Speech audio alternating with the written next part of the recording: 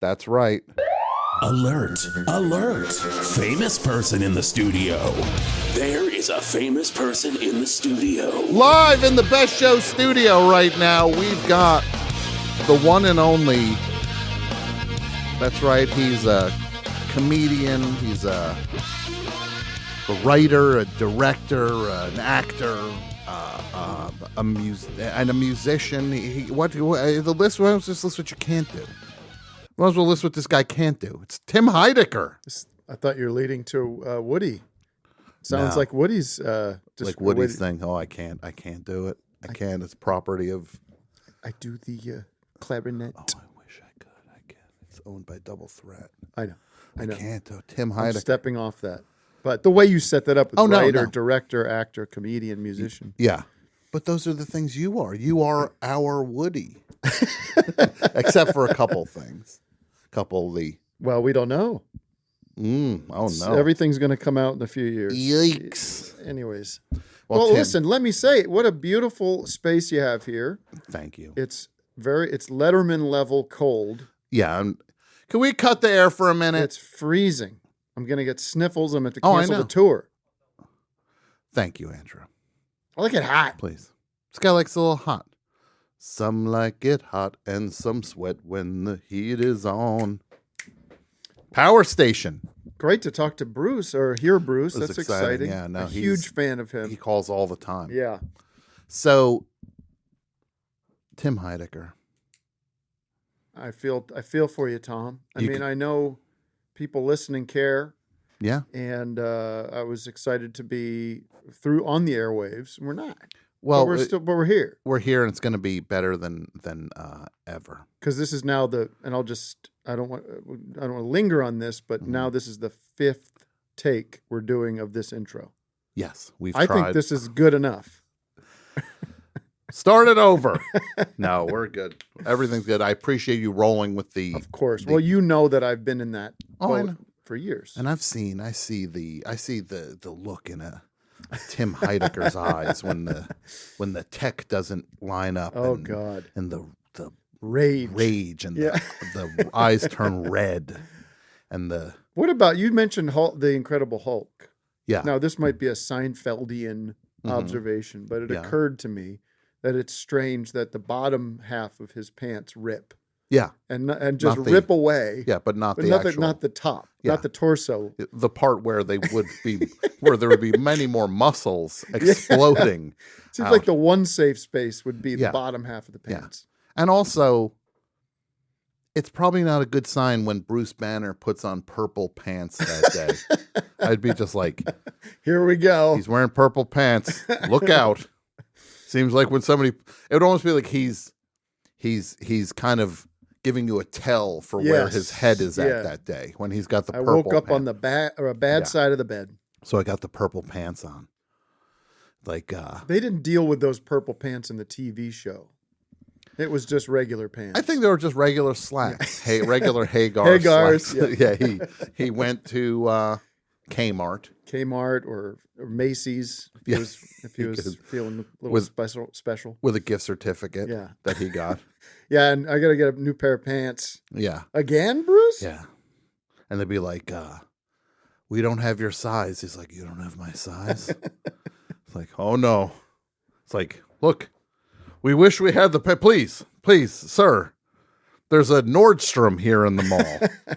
Well, they might have your size. Don't get mad. You must have been because you're a little bit older than me. You must have been all over that show. That show was amazing, and I loved it. And only when you look back, you're just like this is terrible. Yeah. It's one of those shows that's just bad. Yeah. And I love good music. That theme song's really good. I love when what's his face? Lou Ferrigno will say things like, be like, well, the CGI these days in these movies, it's like, it's not like it was when it's like, yeah, no, it's not. It's it was terrible then. Yeah. CGI looks bad in a certain way. Yeah. But nothing looks worse than Lou Ferrigno with a bucket of green paint poured over his head. You see the line a little bit on the pants. Yeah. Like, and then the Rush job. And he throws like a guy every once. Like, that's all the Hulk ever did in that thing, was just like into some cardboard boxes. He just like throw a guy in a warehouse. Yeah. He spent a fair amount of time in warehouses. The Hulk. Bruce Banner, you're in trouble. Bruce Banner, the giveaways, he's got the purple pants on. Yeah. And then if he's in a warehouse with the purple pants, you're cooked. Yeah, it's trouble. It's coming. Now, Tim Heidecker, you do so many things. You do office hours. You do. Which now you've done twice. You've done twice. I'm in the highest number of. Nobody has done it as many times as I have. I'm the. Because I've done it twice, I called in once, so that puts me above. I know AJ Kevin Morby or somebody. Kevin like Morby. May your sister share a bunk bed with Kevin Morby. Yes. No, the ones who've done it most. What's his face? E.L. Fudge. What's that guy's name? E.L. Fudge. Doug Luke. What? No, the kid from. The kid, AJ, whatever. What's his name? AJ Soprano? AJ Soprano. No. What's Robert Iger? No, it's not Robert. Yeah. We got a great show for you tonight. Robert Iger is here. I'm trying to think of who you're talking about. No, we're talking about what's his face? Comedian guy. Fred Armisen. No, not Fred Armisen. Fred's only been on twice, but it's not called. You're doing the research on it. Yes. Okay. No, what's his face? Comedy man, southern fella. Southern man. AJ. Phil Braun? No, not Phil Braun. No, it's AJ. You know, I mean, the kid from. It feels like a setup. From what was he? It was in the Campland movie with Paul Rudd, Campman or whatever. Paul Rudd and Jennifer Aniston. Yeah. What's his name? Oh, A.D. Miles. A.D. Miles. Ah. I thought it was E.L. Fudge. E.L. Fudge. But that's a cookie. That's a Keebler situation. Yes. It's not a human. E.L. Fudge. No. Okay, so maybe he's done it 3 times. A.B. Miles has done it twice. Okay. He was the head writer of the Jimmy Fallon show. Oh, I know. For many years. He came up with the thing when Jimmy would throw a football at some beer plate pong. glass. The beer pong. Yeah, he had the idea of when having Russell Crowe on the show, and they would throw footballs at plate glass to see who could break the most windows. Or like talking with food in your mouth and see if you can understand. Yeah, cracking an egg over Al Pacino's head. Did you posted about the Corden today? Oh yeah, that was a fun clip, and it's very timed perfectly for the end of freedom. Yeah, and he's clowning around at the Oval Office. Oh, Mr. President, I brought you a edible arrangement. Because I only saw what is the bit that he's decorating the Oval Office? I don't even know what prompted it. He comes in and he puts a picture of Harry Styles in the thing, and then Biden walks. I'll say if that took Biden 4 minutes to film, that was 4 minutes too much. Yeah, those 4 minutes that could have been dedicated to stopping. Yeah, putting a fire out of some kind. Yeah. No, that was gross. And that can we ever? Are we going to talk about our idea, or are we going to do our idea? That's the question. We could talk about it. I think because we're not going to do it. No, we're not going to do it. I thought it's very funny. The idea that we had, more Tim than me, would be. I think it was a collab. No, it was. I'm kidding. I'll tell you. It was a 50-50 split. I'll paint the picture if you want. Am I close enough on the mic? Yeah. Kurt Weill. Ace Hotel, standing around in the lobby. Not even waiting for a drink. Yeah. Standing around. Waiting for the show to begin. We see each other talking, catching up. Yeah. You're telling me about what you got going on. I'm telling you about what I got going on. It's what you do. That's what you do when you're waiting for the show to start. But we get into something about Corden, and it was announced that he was ending the program. Yeah, he was like, I'm leaving in a year. Made a very important decision. Yeah. And you can say what our plan would have been. This is devious.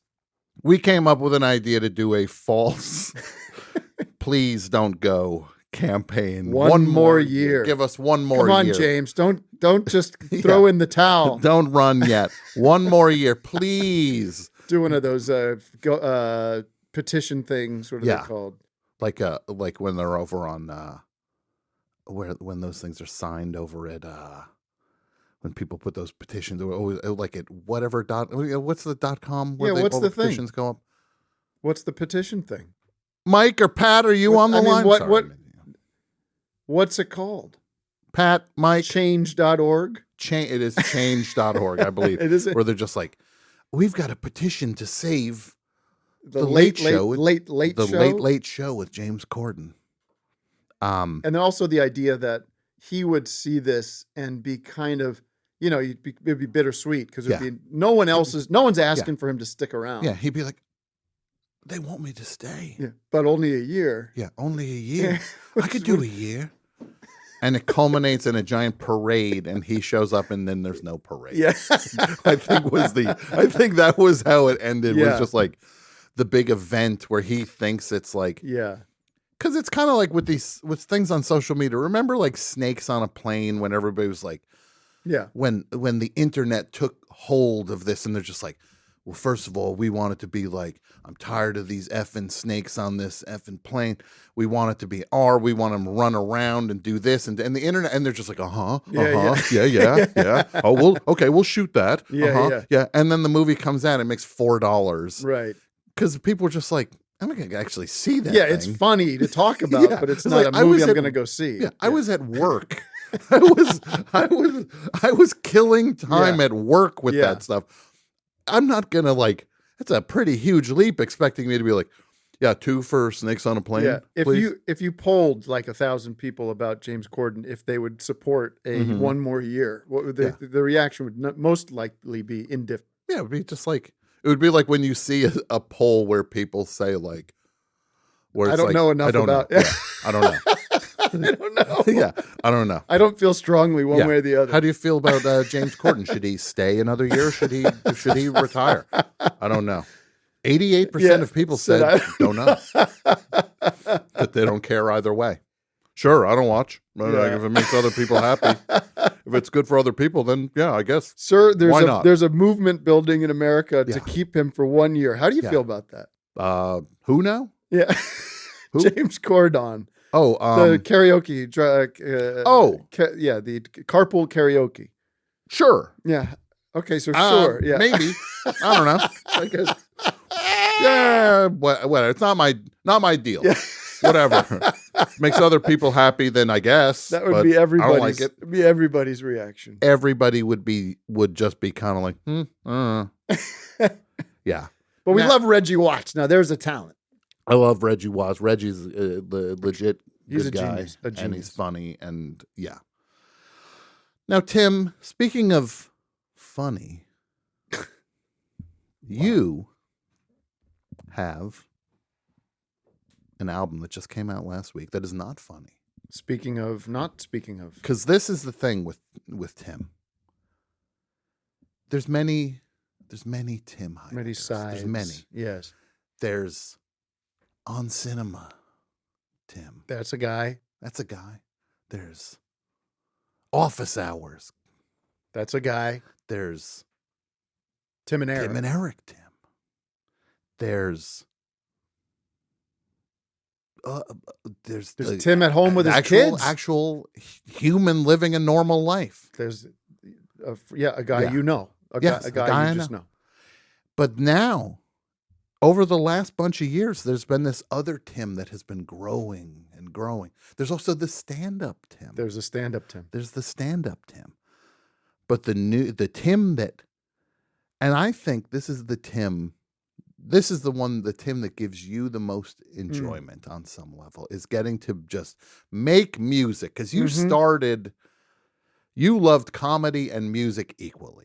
When you were when you're a kid, you think about fire and ice coming together. What's going to melt? What's going to burn? Right. Which one? But is that because that's how it was for me. Yeah. Like I loved comedy so much, and I was obsessed with music. Absolutely. And I mean, I was probably more obsessed with music but I loved comedy. But there wasn't a lot of great comedy when, I mean, I don't know. I loved The Naked Gun, and I liked, Saturday Night Live, and The Kids in the Hall, and SCTV. But I wasn't like a huge fan of stand-up comedy necessarily, But music would be your driving enthusiasm then in as high a kid. school, yeah. As high school, I and think you a had a little more. band way back Yeah. then. Your band was the Tim Heidecker Masterpiece. Masterpiece. I had bands before that in high school. Shaggy's Belt Buckle was a Okay. terrible band. This is the worst Okay, band. This is yeah. the worst. Music wasn't terrible, but the name of this band was awful, and you're going to hate it. Oh no! The Pulsating Libidos.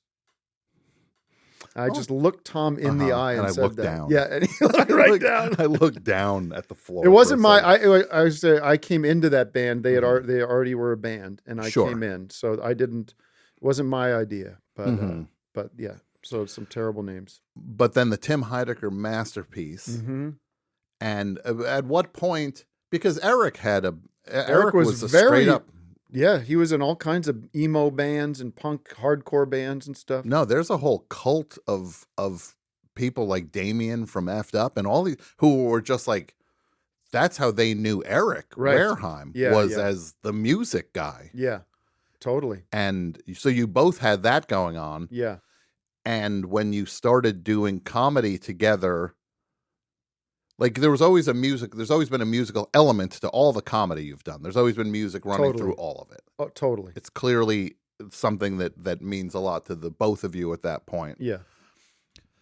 So at what point did you, because look, comedians are the most awful, sarcastic Yes.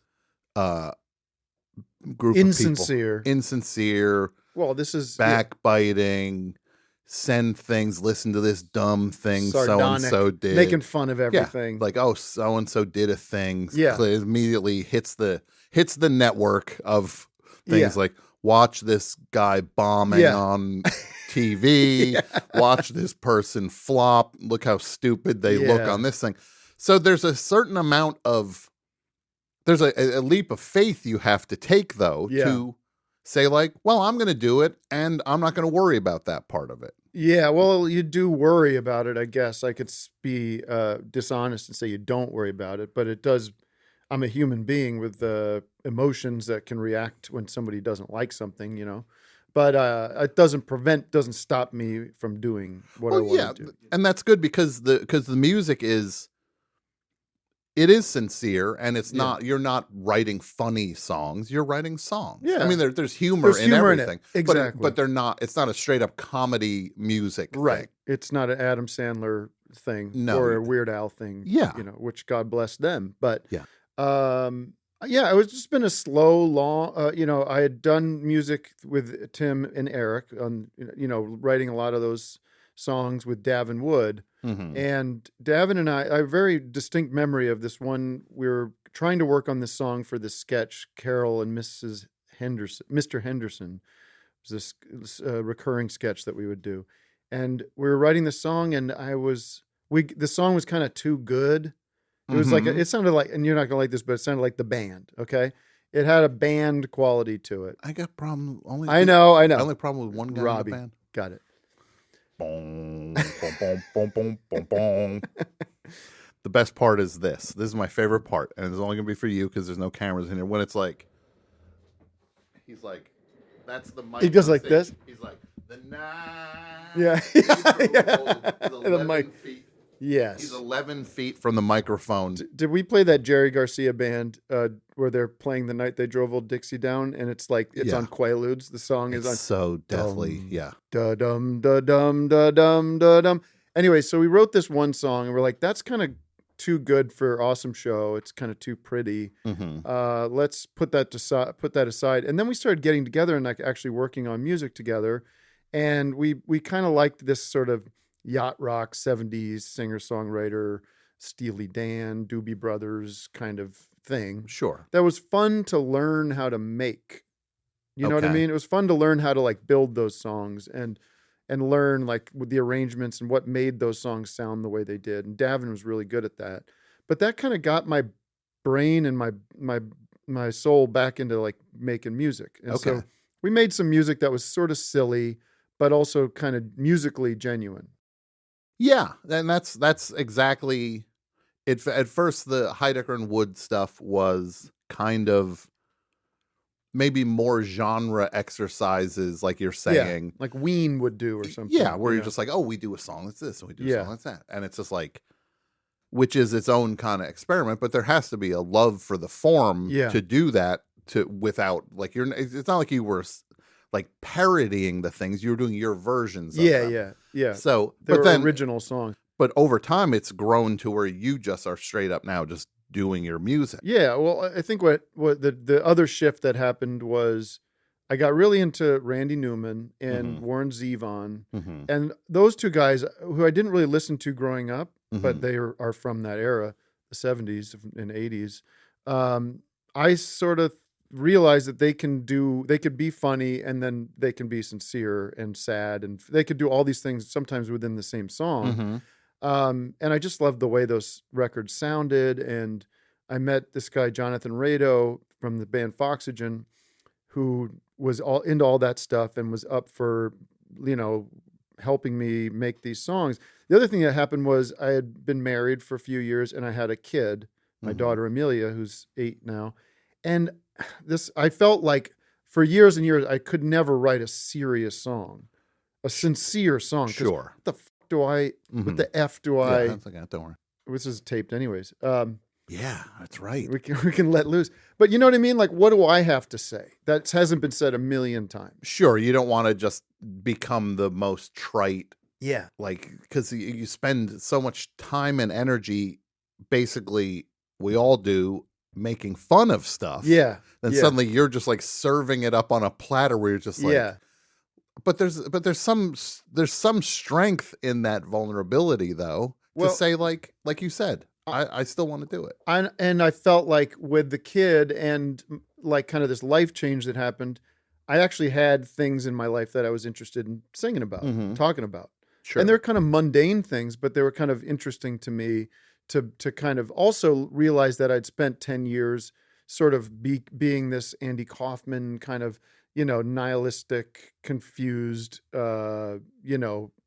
character that was, and I was like, well, that would be interesting if I started making genuine music or, sincere music from my own life, because how long can I keep this going with this shtick, I always say, like, if Andy Kaufman would have lived, he would have totally, I mean, he would have done some kind of interview that was just like talked about, he would have shifted, he would have grown in different ways. There's a point when I think as you mature, you need to pull the curtain back a little bit on things, because you just, otherwise you're just you can do bits, but you don't want to be a bit. No, I don't want to be a bit. And that's what it feels like to me. And I've felt that feeling before, where you're just suddenly like, no, I want to be more myself. And look, for me, you're a great was the biggest. Sorry to interrupt. You're a great example. You're a great, person to look to be like, yeah, there's ways to do it where you can be funny and you can, be in a character, but also be yourself as well. And that's just like, yeah. And for me, I started doing more and more on the show, and then it culminated in like trying to put it in a book, and it was just like in the page, in and on the page. But it's such an important part of it, and the beauty of it is that you can go back and forth with it. I hope so. Yeah, I think so. I would think it would be interesting to see an artist that you like and have been followed, that you followed for a while, like explore these different lanes. Yeah. But it's not for every, I don't think who knows? There's people that are really good at being one thing, right? Absolutely. Like Larry David.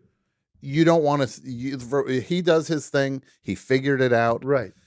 Some people are the Ramones. Right. You don't want the Ramones doing like a country, like nobody, you wanted them to be the Ramones. Right. You want Larry David to be Larry David. Right.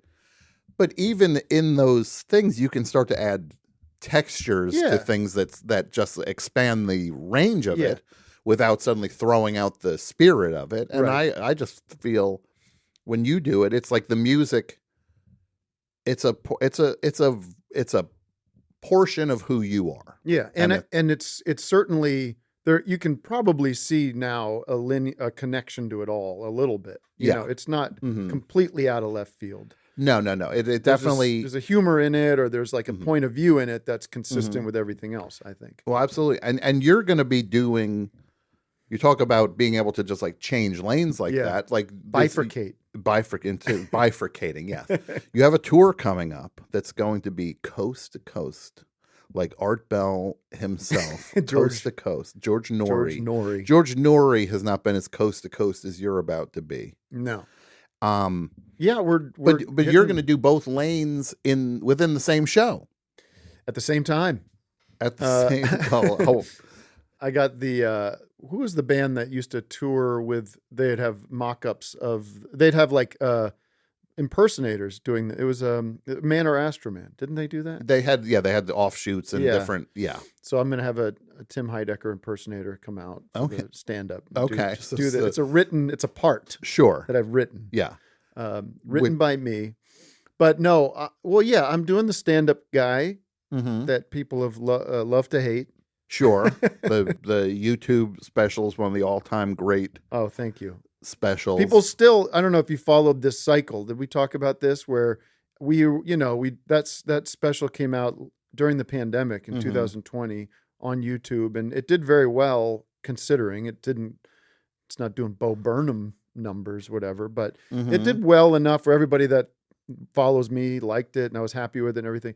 But we clipped out some of the pieces this past few months to promote the tour and just to push it out as you do. Yep. And it just got picked up by the wrong crowd. The wrong people that don't know who I am, who don't follow me, who just took it at face value. And it was wild. And it blew up. Yeah. But in a not a good way. Not like just because what do they think you are? They think you're just an a idiot? terrible comedian. Just like, and it was totally like on both sides of the aisle. I think the right picked it up at first, but then it got into like super woke left circles. It got into Black Twitter. It got into every kind of little corner of that site. Sure. Where everyone had to come out and go, "This is not good. Yeah. Who is this guy?" Yeah. Indignantly like. What the hell is this? Yeah. That's the funniest thing. Like, why wouldn't you just take a second to just Google me? To just Google and just be like, oh, wouldn't you be like, this thing is next level off? Yeah. I smell a rat here. Wouldn't you, like, do people not have like any sort of like spidey sense for a thing? It's just like, this one seems like a bit, this seems more than just a comedian whose tastes are not aligning with mine. And I think the bit that we put up was me going to the opera, and I go to the opera and tell the story about telling the opera, shut the fuck up, right? And it's the worst story told by the worst guy with no real punchline. And so you have people going like, if I saw that guy at the opera, I'd knock him out. Or, like if you don't like people, if you don't like opera, why would you go? Just like, oh my God. No, I would have that happen on Twitter. It's the inevitable thing where it's just like, you tweet something that's an obvious joke and everybody in your circle gets it and everybody's laughing. And then all it takes is one like big shot person who is friends with you to retweet it. Oh, right. Yeah. And then Patton retweets it or to somebody. all of their, like Jermaine Clement would tweet a thing. Right. Because like I tweeted one time, I was like, how come there could be a movie called Black Klansman, but if I make a movie called White Klansman, it's a bad story. Yeah, it's people think it's offensive. God. And then like everybody got it 100%, like 100% proper interpretation of that. Ha ha, funny, blah, blah, blah. Right. Jermaine retweets it. Oh yeah. An immediate flood of people. Yeah.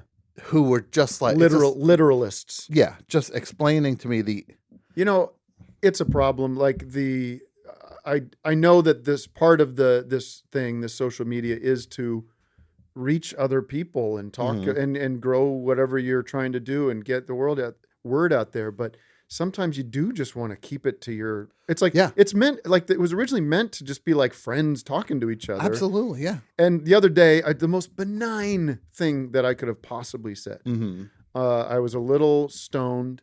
Okay. Okay. Yeah. I don't want to get into this, but I was a little A stoned. little bit of that Yeah. sticky icky. And I was listening to a record I hadn't listened to in a long time. Uh-huh. It was Beck's Sea Change. Sure.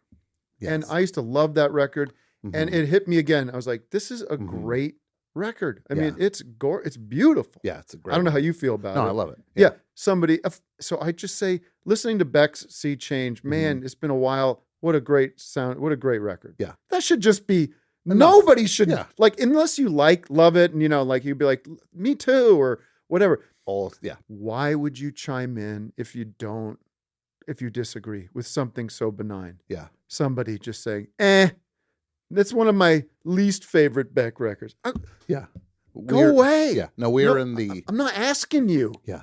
It's not just like you're like, hey guys, What do you should I think? Yeah. should I like Sea Change? Yeah, what do y'all think of Sea Change? Yeah. Love to hear what your thoughts are. Yeah. No. Just like somebody's like, I like this record. Yeah. And then it got into this Actually, argument yeah. about whether it was a hit or not. Mhm. And you have these people like sending links to like where it charted and what. It's like, oh God, everyone's I've never- looking to have an argument. And then somebody said, whenever a white guy puts out a breakup record, dudes like this go bananas for it or something. I'm just like, what? Yeah. Just nobody. You don't need to have a take Yeah. on Beck's Sea It's like a Change. panic if you don't have a take.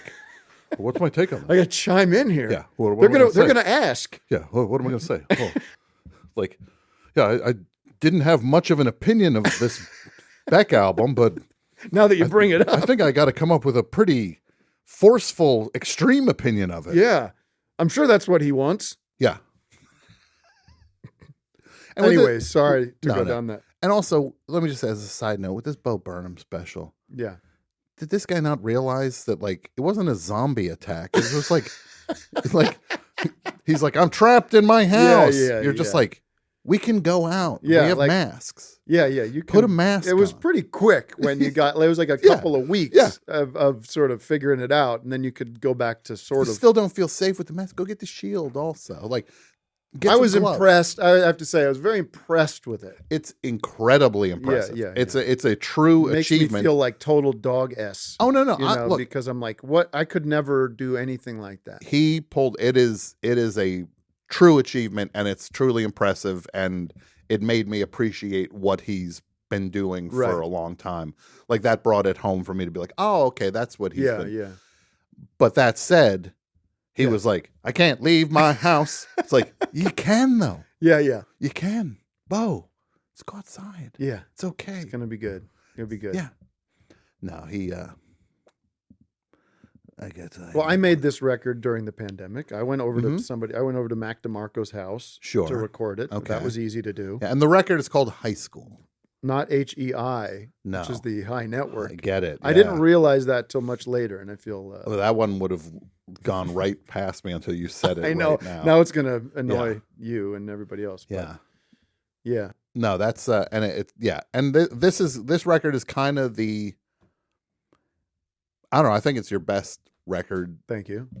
so far, and I What mean, you're were- going to keep doing it. Yeah. But I think this I is think like, Fear of Death was really good, yeah, but that had Wise Blood on it, which made Mhm. it classy and everything. But sure. I'll continue this. That's nice of you to say. And No, I think you definitely are in the pocket, as musicians Thank you. like to say. Yeah, yeah. You're in the pocket. It's some Now- great help and great, Kurt's on it and Mhm. all these. Great Sure. And you know what the master says is he who is not busy living is busy dying. So I just want to say that, put that out there. Now, I do want to say on a side note, we have Tim Heidecker here. I want to say to people, the George Lucas talk show did a thing today, and I want to apologize for being a part of it, that they were raising money for abortion charity, and I chimed in and gave money with the contingency that Patrick, their producer, had to eat a roll of toilet paper, Oh, and he geez. could prepare it however he wanted. And then he cooked it in his kitchen on a pan. He put oil on it and cheese and stuff. And he took a bite of it. I just want to formally apologize to Patrick. It was a first thought joke that clearly got taken seriously. Yeah, at least it wasn't used toilet paper. No, it was not used toilet. It was a fresh roll of toilet paper. So, Patrick, you have a whole roll. No, he just took a couple bites of it. It actually looked pretty good. It was like brown. I was going to say, it can't be that bad. No, we had cheese all Unless over it's it. like that scented. You ever have scented toilet paper when you're a kid? Charmin or whatever? Yeah. They put scents in there. Yeah. That probably wouldn't be too good. But when you ever eat a cupcake and then you got the wrapper of all the cupcakes still, you throw that, you chew on it, you spit it out for a second. Get some good roughage. Yeah. So, this is what I want to say to you, Tim Heidecker. We have a game we play here on the show called Yum, Yum, Yum. I'll try some. This is no fun. That's no fun. Okay. And the way this works, and it has nothing to do with the game I've played on your show. It's similar, but with all due respect. And it's you either say yum, yum, yum, or I'll try some. I'll try some. Or that's no fun. Okay. Here we go. Radiohead. I'll try some. Ted Cruz. That's no fun. Snickers bars. Yum, yum, yum. Hoodies. I'll try some. Star Wars. Not so fun. That's no fun. That's no fun. CSNY. Yum, yum. Why? I'll have some. CSN. I'll have some. CN. I'll have some. SY.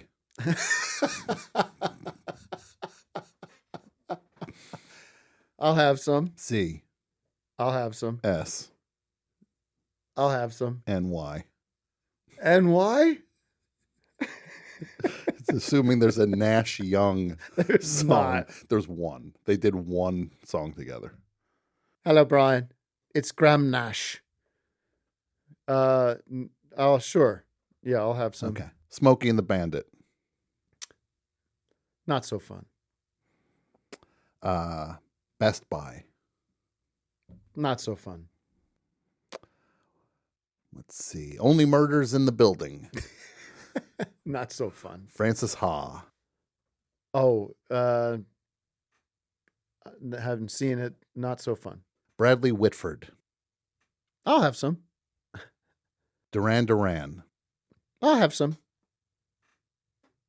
The Viper Room. Not so fun. The Americana. Yum, yum. Last Call with Carson Daly. Not so fun. Pats. Ooh. Sure, I'll have some. Geno's. Sure, I'll have some. Funko Pops. Not so fun. I don't know what that is. You ever see that Funko Pop store on Hollywood Yeah, Boulevard? is that those little bobbleheads Yeah, and those stuff? are No, those- I don't no. have any No, interest those are in the any of worst. that. I don't collect anything. There's always a line outside that place. Yeah, a line. I People are just know. like, please. Have you ever I- seen the line to get into the Disney store at Disneyland, like to buy crap? No, at is the it Disney? just- Yeah, it's like around the bend, just crazy. like at Comic-Con when they would be like, go to Comic-Con, they'd be like, yeah, the Hasbro, we got exclusive figures for Comic-Con only, and we got a green Doctor Strange figure. It's $100. Like, Yeah. oh, there's people like, Yeah. please, I hope they're not sold out yet. Like, Do they ever think that they're the mark, like that they've been like they're the? it's such a hustle where they're just like, because they have people now like praying that they get one. Yeah. Like, oh, please, I just hope they don't run out. I'm 60. I'm Yeah. 60 away from the Yeah. from the line. That's limited Oh, numbers. please, just don't sell out. Let's see. It's a good list. Ring Around the Rosie. That's a good. That's a classic. That's a sure. I'll have some. Sure. Josh Brolin. Yeah, I'll have some. He's a fine actor. I love that. They were milking it when they did those 2 Josh Brolin's interview. Did you see that? No. I must have just been getting hammered with this ad, but Mhm. some sort of for your consideration campaign where they were Okay. interviewing each other, and Yeah. the Twitter loved it. I hope he wins both. Let's see. Halloween. Well, I've got little kids, so I can't be down on Halloween. I'll say sure. I'll have some. David Byrne.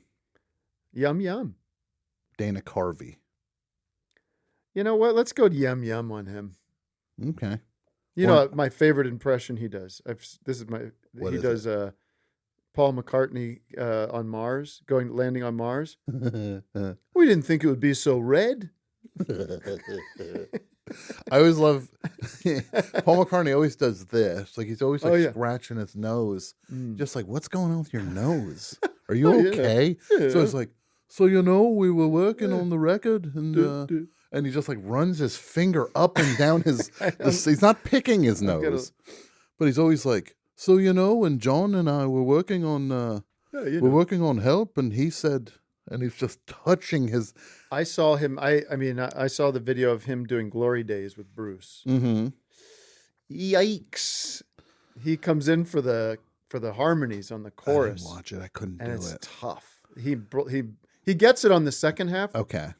on the second chorus, but first one it's a miss, Oh no. and it's loud. Like it's it's in the mix.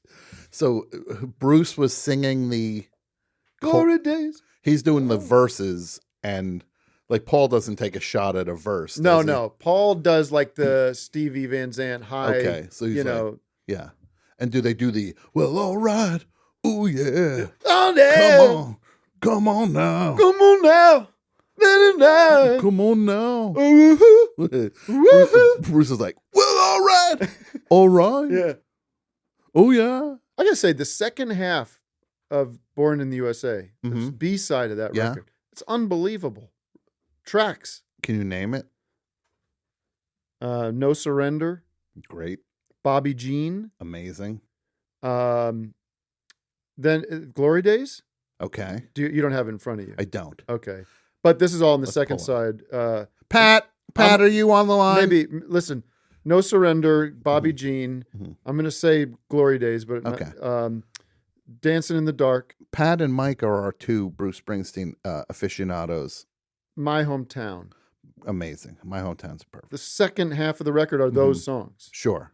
That's great. I mean, that's a strong side B, right? It's amazing. Mike, Pat, Yeah. Yeah, but where are you at on Born in the USA? Side B.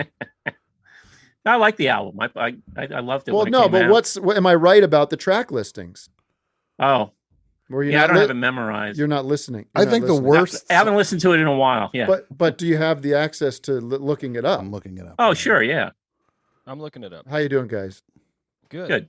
How you doing, Thank Tim? Good. You know, one thing people don't realize about like Bruce Springsteen is that it was important for like he's down on the album Born in the USA in a way because he always considers it doesn't have a unifying theme behind it. I mean, He looks back at that record and says Feels like it it's a does- collection of songs. That's the way he talks that's about it. crazy. Because to me, it feels Mhm. pretty connected. Sure. But I guess he looks at like Darkness on the Edge of Town is just Whole like concept. there is a mood here Yeah, that yeah. you get with every single song. Right. And a beginning, middle, and end, as did Nebraska, as did Born Born to Run. Born to Run had they all have thematic. I don't know. I think Born in the USA has a cohesive sound to it. It has like this. Well, I only say what Bruce Springsteen Yeah. said. Look, no, Tim Heidecker says one thing, Well, but we get into like an I guess what Bruce ESPN. Springsteen says is We got to get into like an ESPN sports like argument. No, but what you have to look at is Bruce doesn't know what he's saying here. Tim. Mike, you gotta admit, Mike. Yeah, you got to admit. You got to admit. No, but what is the track listing? Am I right? Can you repeat it one more time? I'm going to read it to you. Here we go. No Ready? Surrender. Tell me when I get it wrong. No Surrender, Bobby Jean, Glory Days? Here's the album. Here's the track listing. The album starts off Well, Born in the USA. okay. We're doing side. We're just All gonna right. do the whole Okay. thing. Okay. Okay. Born in the USA. We love. Let's just say we love that song. Then you go to Cover Me. Love Cover Me. Yeah, Cover Me is cool. Darlington County. Don't love Darlington County. Don't mind I it. love it. Dropping down to Darlington County. If I listen to this Bruce Springsteen satellite radio station. Yeah. If I have to hear another show from 2016 of him doing an 11-minute version of Darlington County. With the Pete Seeger band? No, that's the 2013. Okay. I know all the years now. Listen to this thing. You listen in 2013 when suddenly it's like, well, he's got like the Celtic feel. Yeah. He's got the Darlington County. Then the other next Working on the Highway. That one's a little work. Yeah. Then Downbound Train. Working on the highway, don't go down. But then you have I'm on Fire. You end I'm on Fire. It's unbelievable. Great. So that's the first 6. Now side B, No Surrender. No retreat, baby, no. Bobby Jean. Bobby Jean's one of my favorite songs of all time. I think you might have. Did you say I'm going down? No, I missed I'm going down, which is also amazing. Major. Yeah. I'm going down, down, down, down. Glory Days. Ha! Glory Days. Dancing in the Dark. Yes. I said my that. hometown. Yeah. Now you said Dancing in the Dark was on. You said it was on Check the Wild, tapes. the Innocent, East No, I Street did not. Shuffle. I did not say You were saying, you said that was from 1974. That shuffle. That's not a good. Yeah. That's not a good moment. Well, Pat loves it. You're about to get yelled at by Pat. No, I think that's Mike's favorite album. He's a That's big Mike's Mad Dog fan. Mike's a big Mad Dog. Vinny Lopez. Yeah. I like Bruce Springsteen and the E Street Band fan. I think that should have been. I mean, he's got tremendous success and a tremendous audience. But when we will always forever talk about the Grateful Dead. I'm like, why can't you have that love? Why can't that community follow Bruce Springsteen? You know what I mean? There's more there with Bruce Springsteen. I listen to both. Mike listens to both. Mike likes Sugar Magnolia and Glory Days, the same level. You know what, Bob? I saw Bob Dylan in L.A. last week. Yeah. How was that? Well, it was great. It was very moving and I thought it was great. He played most of his new album. That was like, what artist of that era is going to come out and play half the material is from his new album, which is crazy, and it's really good. Yeah, but he ends the night with a cover of "Friend of the Devil." Really? Yeah. Wow. Yeah. Which was like, okay, thanks. Thanks for that, I guess.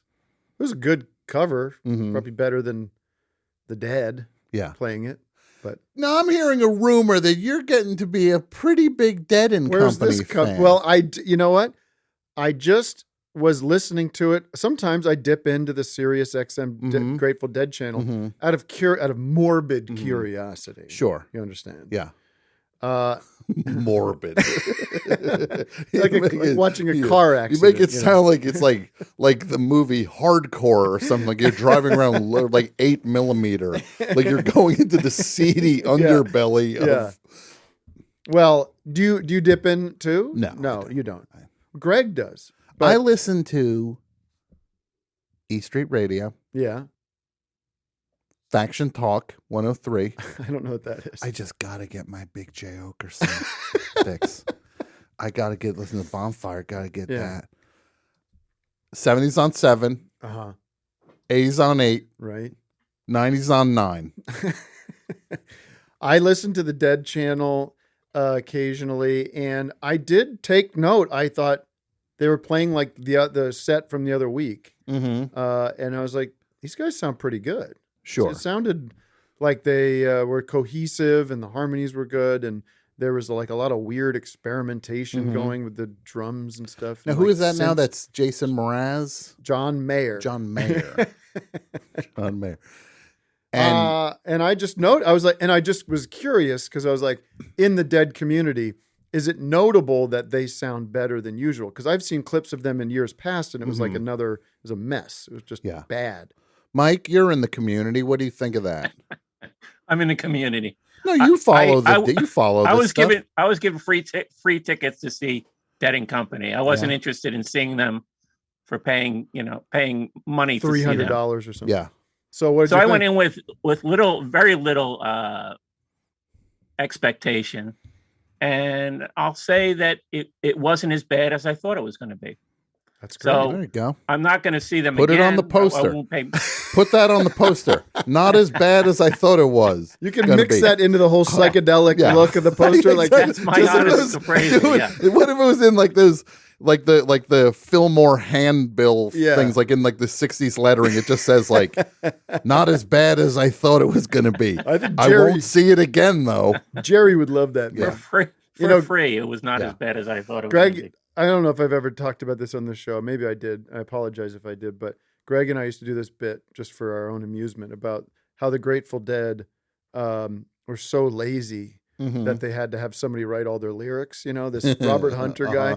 Yeah. And just like imagining those guys sitting around the green room, like, we should write our own lyrics, man. Yeah. You know, like then we would get to keep all that money, you know? And then I love how it becomes Cheech and Chong. yeah, why not? Hey man, we should write all our lyrics, man. And then the other guy's like, just let Robert do it, man. He knows how to rhyme the words. Yeah, all right. Yeah.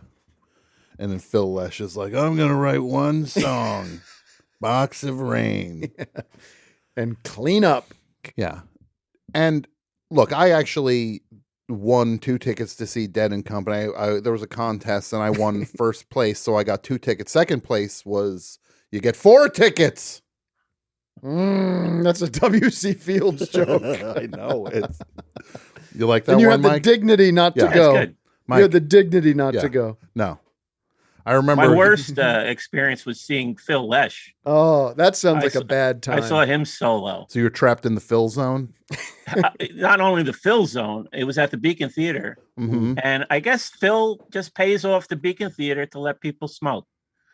And there was just a cloud of pot smoke hovering over me the entire show. Mm-hmm.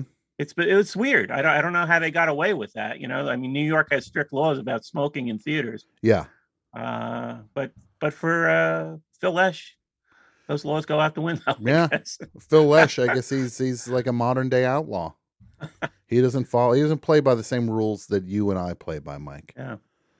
And Tom, if you want to take any calls, I'm here to. we'll take some calls. We'll take some I'm calls. just asking. I know. I'm just checking in. You know that my type A personalities. Can't turn the host mode off. Trying. Guy can't turn. You take the office hours host off the show. You can't take the show out of the office. Whatever that thing.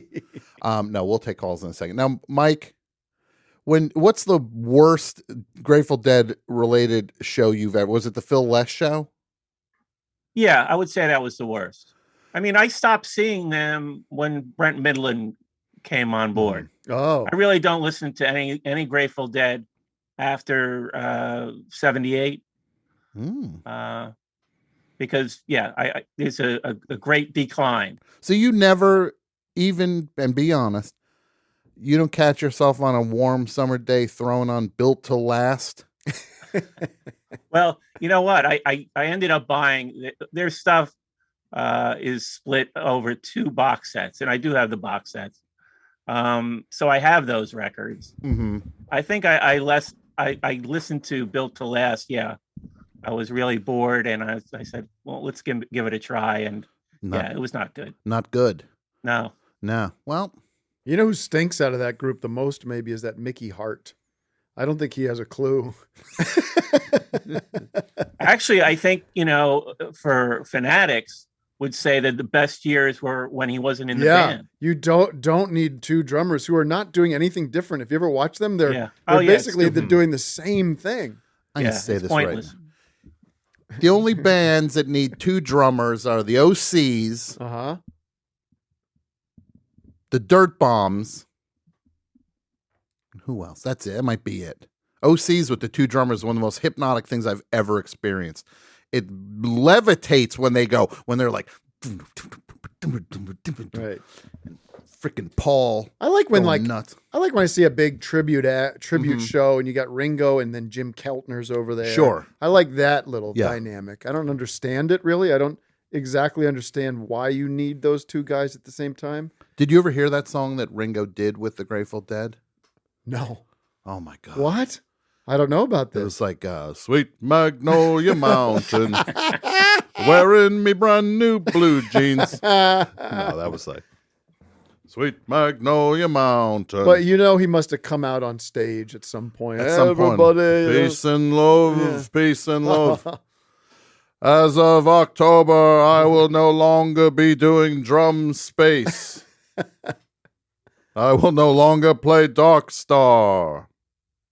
No, but I get these YouTube clips now, like just fed Because to now me. you're, now I'm yeah, in. now it's what Yeah. you're known for. And I got this one from them from the other day doing this song called Stella Blue, which is a very pretty song. It's kind of a Jerry ballad.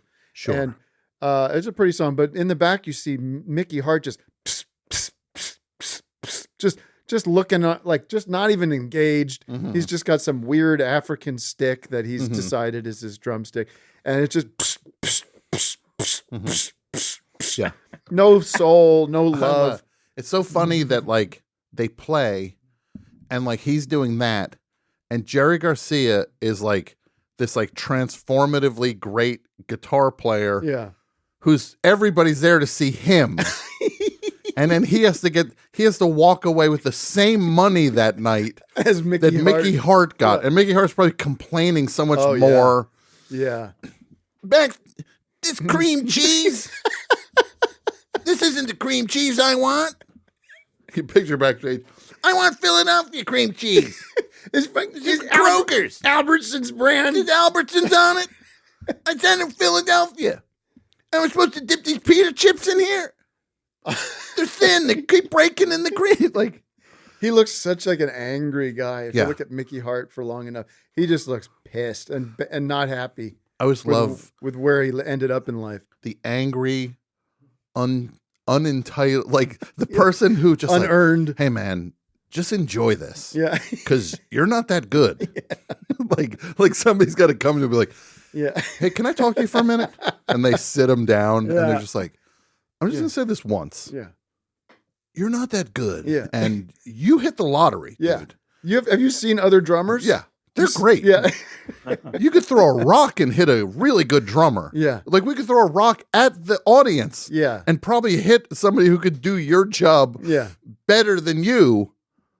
But Yeah, just because you went to the African drum store on Venice Beach Boulevard or whatever and bought all this crap doesn't make you some kind of, doesn't make you Paul Simon.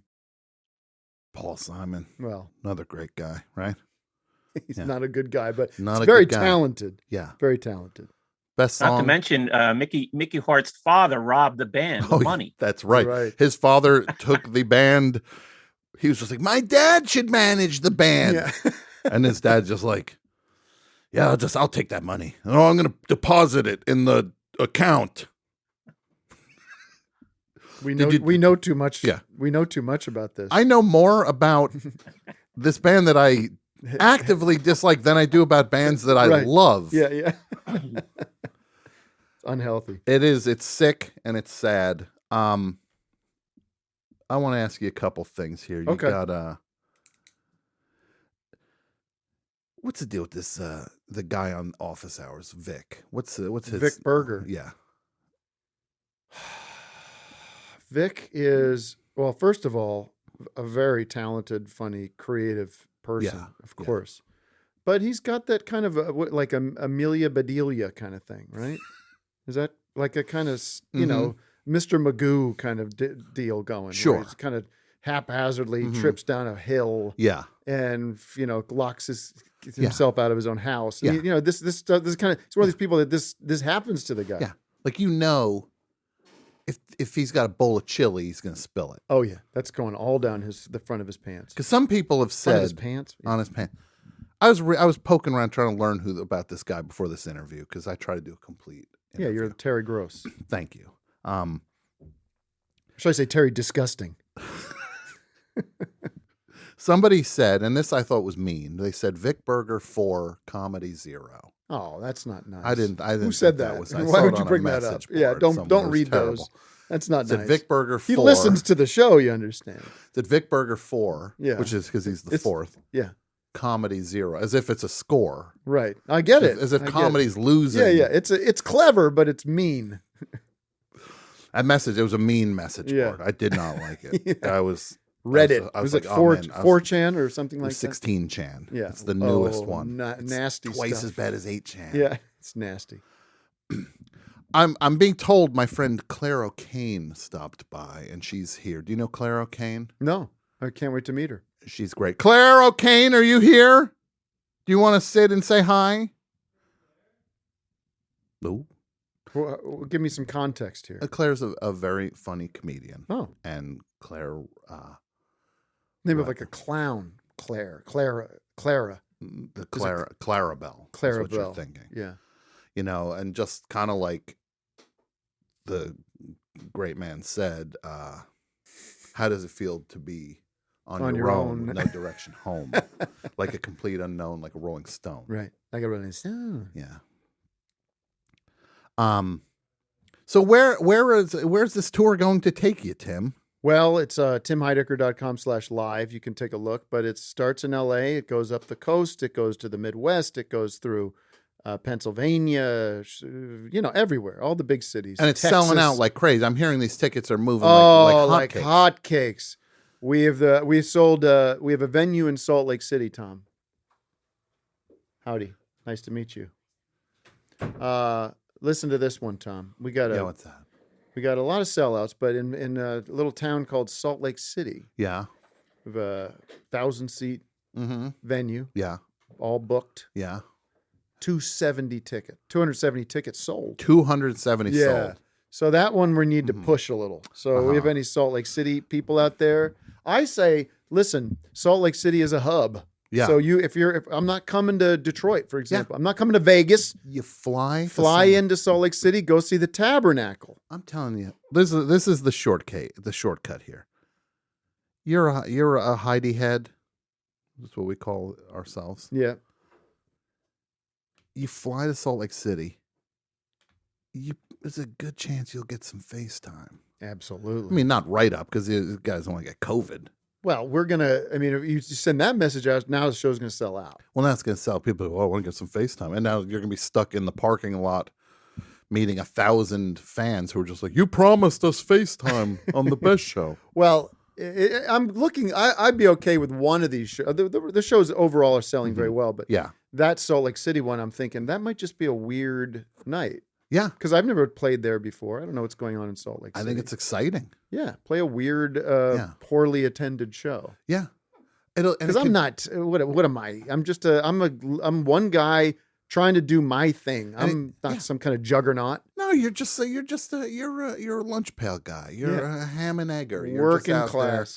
There. You're just out there. You put the sandwich in the lunch box. You sit on a beam with the rest of the band. Working on the line. What is that? Working on the highway, going to the. hospital.